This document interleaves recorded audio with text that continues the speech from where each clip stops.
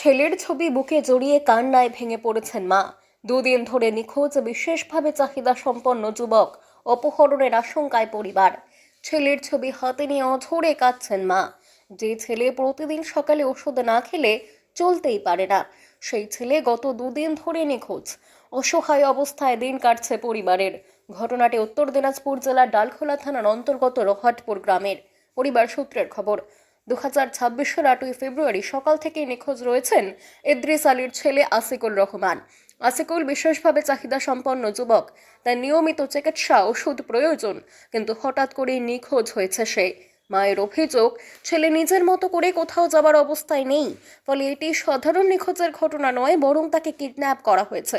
আত্মীয় স্বজন, পরিচিত এলাকা সহ সম্ভাব্য সব জায়গায় খোঁজ করেও তার সন্ধান মেলেনি। ঘটনার খবর পেয়ে পরিবার ডালখোলা থানায় নিখোঁজ সংক্রান্ত অভিযোগ দায়ের করেছে। পুলিশ ঘটনার তদন্ত শুরু করেছে বলে জানা গিয়েছে, তবে প্রতি মুহূর্তে উৎকণ্ঠা মাথা চাড়া দিচ্ছে।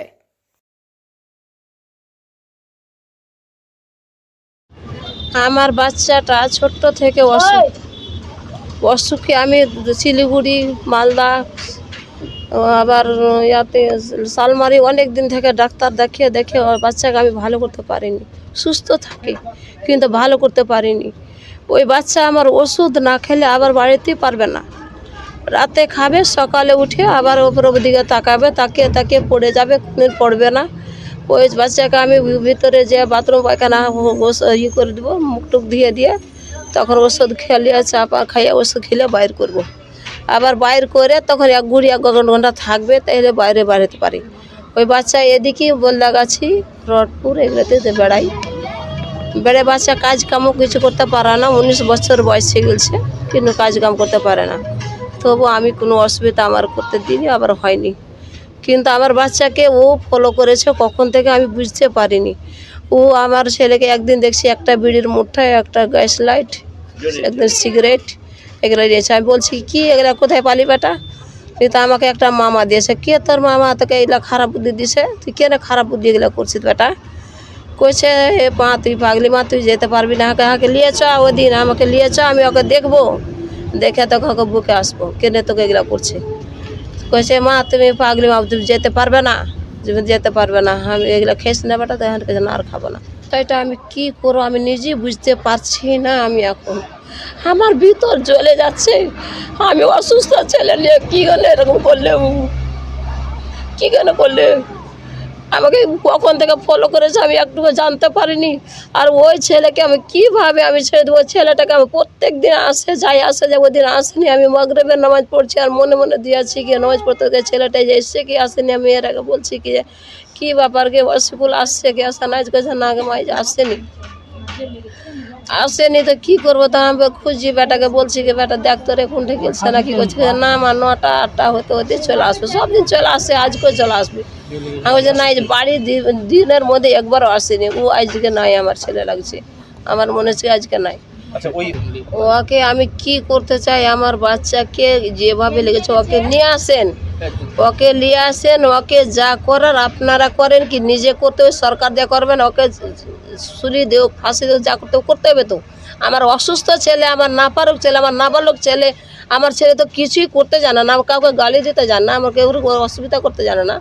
আর ওই ছেলেকে কীভাবে লেগে না কী করলে? হ্যাঁ, সরকারের পক্ষে আপনি কি করে বিচার দেন, কি শুনে দেবেন, কি করবেন, আপনার হাতে আছে। সরকার সবাইকে দিয়েছে, ও কী করলে না করলে না নিয়ে আসেন, আমার ছেলেটাকে নিয়ে আসেন, কে লিয়ে গেল তাকে নিয়ে আসেন, এসে কী করবেন, আপনার সরকারের যেটা আইন সেটা করবে, দিবেন তো। আমার চোখের আগা দিয়ে নিয়ে আসবেন তো। কী করলে আমার ছেলেটাকে ওর মুখের জবাব চাই আমি। রহাটপুর। কি হয়েছে আপনার ভাইয়ের সাথে? ভাইয়ের সাথে দেখুন, আমার ভাই মেন্টালিটি প্রবলেম। বিগত দিন থেকে আমাদের রহাটপুরে আমাদের এখানেই দোকান পাশারে চা খাই, কিন্তু আমাদের বাড়ি থেকে 500 মিটার ভিতরে বিহার লাগোয়া একটা দাগি মোস্ট ক্রিমিনাল, বিগত দিনে যে মোবাইল চুরি এবং কিডন্যাপিংয়ের সঙ্গে জড়িত, ওই ছেলের সঙ্গে ও বন্ধুত্ব পাতায় এবং ওই ছেলে ওকে 500 টাকা, 1000 টাকা এবং বিড়ি সিগারেট খাইয়ে তাকে বসে আনে। তার নাম হলো, তার নাম বাড়ি ওই বলদাগাছি। হ্যাঁ, ও বিগত দিন থেকে মোস্ট ক্রিমিনালে জড়িত কিন্তু আমার ভাইকে বিভিন্ন রকম প্রলোভন দেখিয়ে ও ওদিকে যায়, আমার ভাই ওদিকে যায়। কিন্তু ওকে সেদিন 8 তারিখ সকাল 10টায় আমার ভাইকে ও বাড়ি থেকে বেরিয়ে করে আমাদের রহাটপুর লাগোয়া যে বাস স্ট্যান্ড, ওই বাস স্ট্যান্ডে না তুলে বাস স্ট্যান্ডের থেকে আগে ও একটা জায়গায় টোটোতে তুলে, যে টোটোতে তুলে সেই টোটো কিন্তু আমাদের এখানকারই টোটো। ওকে ডালখোলায় নামাই, ডালখোলা নামিয়ে তাকে যে কিডন্যাপার তাকে তার শ্বশুরবাড়ি নিয়ে যায় কিষানগঞ্জ। কিডন্যাপারের শ্বশুরবাড়ি যায় কিষানগঞ্জে ওকে মাংস ভাত খাইয়ে সব কিছু খাইয়ে ওই দিন বেলা 3:30টার সময় ওই কিডন্যাপারের শ্বশুরবাড়ি থেকে পায়ে হেঁটে কিষানগঞ্জ স্টেশন যায়। স্টেশনে গিয়ে এখন সেই প্রতারক ওকে এখন পাঞ্জাব, হরিয়ানা, একবার বলছে উড়িষ্যা, একবার বলছে বর্ধমান, একবার বলছে কলকাতা, হ্যাঁ এরকম বলে ওকে নিয়ে যায়। কিন্তু তার পরিপ্রেক্ষিতে আমরা তার শ্বশুরবাড়ি যাই এবং আমার ভাইয়ের ফটো দেখাই ওর শ্বশুরবাড়িতে। ওর শ্বশুরবাড়ির লোকজন বলে যে এই লম্বা করে ছেলে মেন্টালিটি প্রবলেম ছিল, সে এখানে এসেছিলো আমার জামাইয়ের সঙ্গে এসে এখানে খাওয়া দাওয়া করেছে। খাওয়া দাওয়া করে ও আমাদের বাড়ি থেকে 4:30 নাগাদ এখান থেকে বেরিয়ে গেছে আমার জামাই এবং আমার ভাই। কি সন্দেহ করছেন আপনার ভাই? আমার ভাই একদিনও ওষুধ ছাড়া চলতে পারে না। তার সাথে সূর্যর একটা কনসেন্স আছে, ও ওষুধ যদি না খাওয়ায় তাহলে ও সকালবেলা চলাফেরা করতে পারবে না।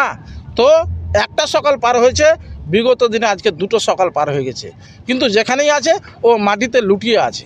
কিন্তু তো দুঃখজনক একটা ঘটনা ঘটেছে। গতকালকে ডালখোলা থানায় একটা এফআইআর করা হয়েছে।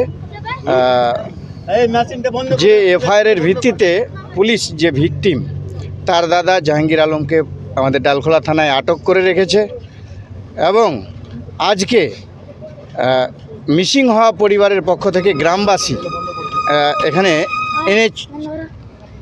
এআই পথ অবরোধ করেছিল।